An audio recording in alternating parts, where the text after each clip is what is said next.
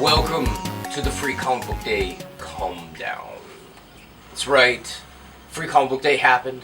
It was glorious. Yes, we're still tired. But thank you all for coming in, whoever did. If you didn't, well... You missed out. Yeah, you Honestly, did. there's you some really cool stuff did. there, and it's all gone now. Well, that's not true. It's gone. If you have $1, maybe we could talk. Maybe. But yeah, it is once again Wednesday, and we have more new comics, if the free ones weren't enough for you. And it is just me and Morgan this week. Yeah, I don't know what's up with that. Yeah, I don't know. Will clearly had real things he had to do. Yeah, right. It's not like we get paid for it. Well, he doesn't get paid for it. Anyway, why don't we start out with some backwards stuff? This is real backwards, like, you know, backwards. Not like they make things in America, you know, front ways, left to right. This is some kind of black and white backwards reading. What, you mean there's no color? Yeah, no, there's no color. None they at print all. comics without color? Yeah, they do, apparently. And I guess they call them mangoes? Mangoes? I think that's the word for it. Manga? Manga, yeah, manga. That's right. There you go. An import here, under the Marvel imprint from Japan. This is Zombies Assemble #1. This is published, I believe, in one of those weekly Japanese comic book periodicals they have over there. Yes. Where you get like a chapter of a comic every week, but like, you know, you're not charged like $5 whole for each one. Because you print on crappy newsprint? Yeah, save you money? actually get a whole bunch of other comics with it. It's crazy. In a big phone book? Yeah. But this is a adaptation of the Avengers that's rooted pretty firmly in the cinematic universe, except for the fact that it's full of zombies. Wait till Avengers 5. After Thanos, come the zombies. Can we get Brother Voodoo? Oh, there you go. See, we've been corrected offhand. Really? It is because it says the original manga on the back of the comic right here. Peanut Gallery, get your manga ready here. The credit here is writer artist Yusaku Komiyama, which I'm 99.9% sure is a Japanese name. I mean, I've never been over there, but I've read a lot of mangoes in my time. Jim Zub handled the translation for this book, and it actually ended up being way funnier than I expected. Like, about halfway through, Thor gets turned into a zombie, pulls out his own eye, and then still doesn't realize anything is wrong. And it really just gets more hilarious from there. All right, and also terrifying.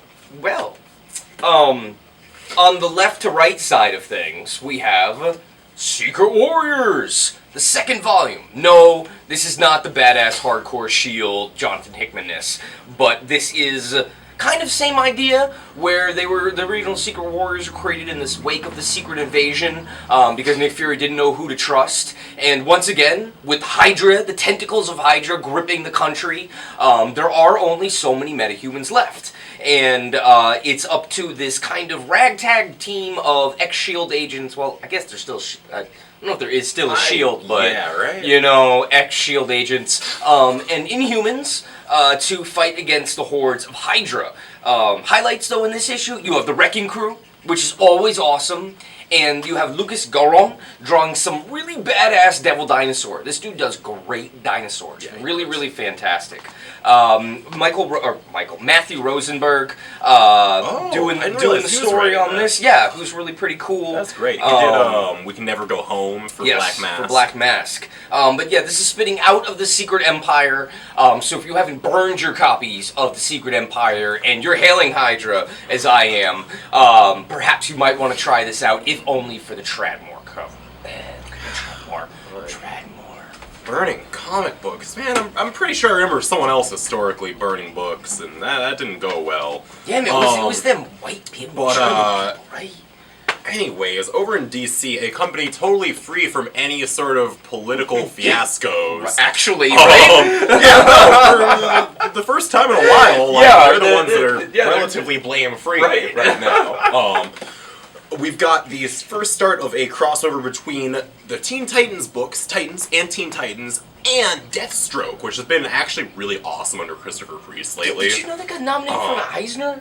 What? That's what I'm saying. I don't think Deathstroke ever. Dude, ever is doing it. Yeah. Oh, man. But this is Titans number 11, the first part of the Lazarus contract, which sees Slade target the Teen Titans for, Actually, nothing to have to do with Lazarus Pits, apparently. It sounds like it would be like a Damien-centric event with like Raj Al Ghul, especially considering he was the villain for the first arc of that book. But no, he's coming after Wally West, the Flash. A.k.a. Kid Flash, but like, which Wally West is he after? I know, Whoa. right? There's like 2 of them running around. Multiple worlds. Man, it's too much for me to follow. I like it better with my, like, 3 Captain Americas and like 5 future Captain Americas and also 2 Falcons. Old Man Cap. From Image Comics, we have the release of the viciousness that is Renato Jones, Season 2. If Season 1 didn't have enough dead rich people in it for you, this one has even more. Carr Andrews, the man behind one of the greatest Iron Fist stories ever, returns to creator-owned comics with a double-sized first issue that you also get a cool, badass pull-out poster, which is very cool. But written, drawn, created, colored, owned, everything by Carr Andrews. And this is just some serious, vicious attack, violence, very fun. But if you're looking for serious, heady story, go elsewhere. But if you want shiny violence, very stylized, recommend Renato Jones. Yeah, if you want to see some rich people get their heads blown up, that's the place for it. That's right. I'd be surprised if a Trump allegory is not in there at some point. Oh, he got taken out of the way in the first issue of like the first series. Oh, see, there you go. Man was ahead he of was his time. way ahead of time. And over from Boom Studios, we got the second issue of a really cool miniseries from Simon Spurrier and newcomer Jonas Goonface. Love that name. God Shaper number 2. This takes place in a universe where people are born with sort of almost like imaginary friends, like in that old Foster's Home for Imaginary Friends cartoon, but they're gods. And they all have powers, they can be upgraded and stuff by these people who were born without them, who have the ability to morph them, combine them, change their looks, give them more powers, all kinds of stuff, but they can't have gods of their own, and they're sort of social pariahs. They're exploited and used and just passed around town to town. This focuses on, I totally forgot the name of the main character. It's been like a month since this comic came out. A monthly release schedule? Oh my god. But he's one of these god shapers. He's a traveling musician, and he is partnered up with a god who's just this little, like, ghosty looking dude. He's got a little hobo hat, and he turns into his guitar, so he plays music on him. It's really quite gorgeous, too. Jonas Goonface is just doing really great work here. Misty is the main character. Adopt an apprentice, actually. It's always fun when you get loners like, Wolverine, for example, with little kids tagging along. That's right. I don't know. Classic comic tropes, even in our indie books. Indeed. And from Cinebook, we have the latest U.S. release of Valerian and Laureline. Valerian is going to be a movie very soon from Mr. Luc Besson. I don't know why they dropped Laureline. I guess you can't have female leads in the title of a movie, no, I guess. Of course not. But Mézières and Christine bringing you very heavily referenced in Fifth Element kind of looking stuff, but this book has been referenced for so much sci-fi in America. There's a bunch of Star Wars stuff that got ripped off of here. I mean, not like we don't know that George Lucas rips from left and right, but this one has kind of some cool this one has cool car chase stuff and even ends in some badass like Mad Max character things. But there's all sorts of just great designs. They're full standalone stories. And we also did get number 1 back in if you want to check it out before the movie comes out. We also have like a free preview of the first one as well. But this stuff is really great sci-fi, very classic, kind of cartoony as well. Yeah, it's really like, I'd say it goes beyond cartoon. It's just like, it's super simple and just beautiful line work. Like you look at it and you're like, oh, I see like one brush stroke and another brush stroke, and there we go. It's that really just, it's the effortless look that it's so that many French effort. have. It's very effective communication. Yeah.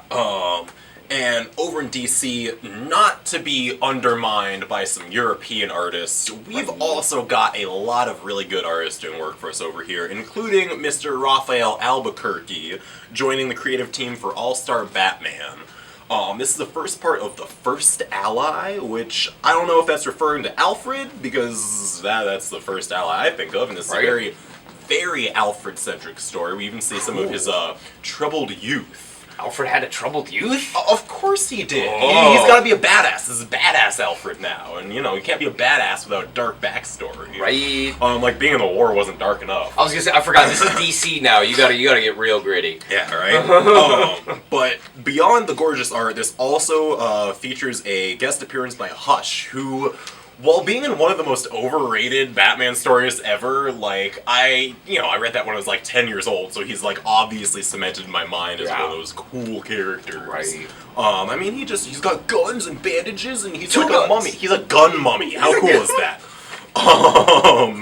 This also features a backstory written by Albuquerque and drawn by Sebastian Fiumara, which looks great. The whole book looks awesome. Very, very cool. And from the land of Marvel, to help promote the new Guardians movie, we have the release of Rocket #1. He is dropping the raccoon, because he actually really isn't a raccoon. No, definitely not. He hates it when people call him a raccoon. But what I'm excited about here is that Al Ewing, who is Marvel's finest writer right now, hands down, is doing a kind of noir sci-fi heist take on Rocket, because Rocket's actually a really vicious thief, and he's kind of mean. He's not all cute and cuddly. He does shoot a lot of things. And he's got this hardcore gang behind him with this weird, like, rated X Tweety Bird type of Howard the Duck the thing egg going down. Yeah, the egg thing is weird. Art by Adam Gorham, who's doing some stuff for Valiant before. But I normally wouldn't be into this, but I really give Al Ewing a chance on all of his stuff. Royals has been great. Ultimates is the best book that you are not reading right now. But yeah, this looks really cool. First issue, definitely exciting. And it's told in kind of this interesting, like, half story, prose, and then the rest of it more comic booky. But Al Ewing, always worth the first shot. I like how we went from, Al Ewing, he's one of the most underrated writers at Marvel. Yeah, he's kind of overlooked to, he's the best, man. Yeah, he's so good. Best writer at Marvel, hands down. He is. He's so good. My last book for you here is a real blast from the past. I first came across this comic book actually before seeing the movie that it was based off of. This is Stephen King's Creepshow. Creepy.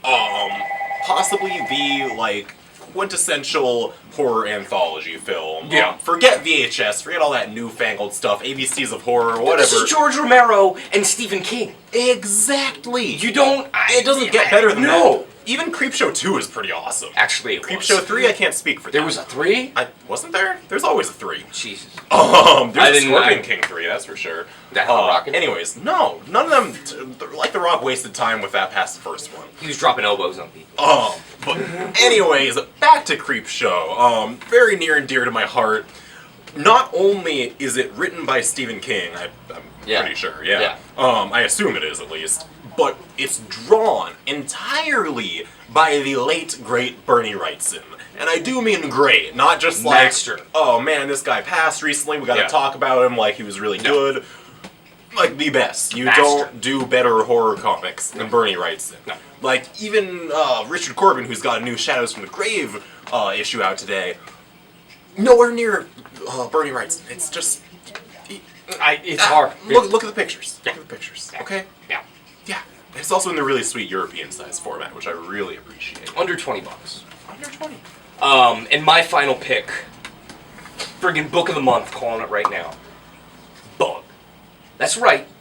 One of the most underrated characters from Jack Kirby's Fourth World, who, if he would have been allowed to do more, I'm sure there would have been more. But in the world of the New Gods, the Bug is the peon. He is the Bug. He is overlooked by the great and the mighty, but that does not mean that he is not completely integral to the overall infrastructure of the Fourth World. The newest book from DC's Young Animal sees the entire Allred clan, because it's a friggin' clan at this point. They have, like, might as well have a compound that just creates psychedelic brilliance. Lee Allred doing the story, Michael Allred with the pencils and inks, and Laura Allred on colors, and it's just amazing. James Harvey doing a cover, Paul Pope doing a cover, James Harvey doing backup stories soon. Google James Harvey. I don't know if you know him, but he's one of the best dudes doing not doing comics. I mean, he's doing comics, they're just not coming out. He's better than... Oh man, and it's even got the Kirby Sandman that he created with Joe Simon. Not to mention OMAC for all an of like, one OMAC, panel. right? So yeah, this is celebrating the Kirby Centennial along with the Commandy Challenge, which has been excellent from DC. So big props to DC for not pulling a Marvel and just recoloring some friggin' Kirby covers and just crapping on him like they have for the past 50 years, alright? Thank you, DC, for at least appreciating the frickin' king. And I'm going to stop before I go on a real serious tirade about Jack Kirby. I'm going to stop. Save that for the long table. Yeah, I will. But we are also having still our post-free comic book day sale. All the genre bookcases, the graphic novels on those like action, sci-fi, fantasy are 20% off. And the statues are 15% off, so it's a great time to come in and pick up some stuff. And we are also having the long table tonight. And Perry bought a bunch of candy because it was on sale, and there's only like 3 of us that come, so please come and so we don't have to eat all the candy. Your share of the diabetes. Yeah, seriously. But yeah, thanks for watching, and have a wonderful rest of the week.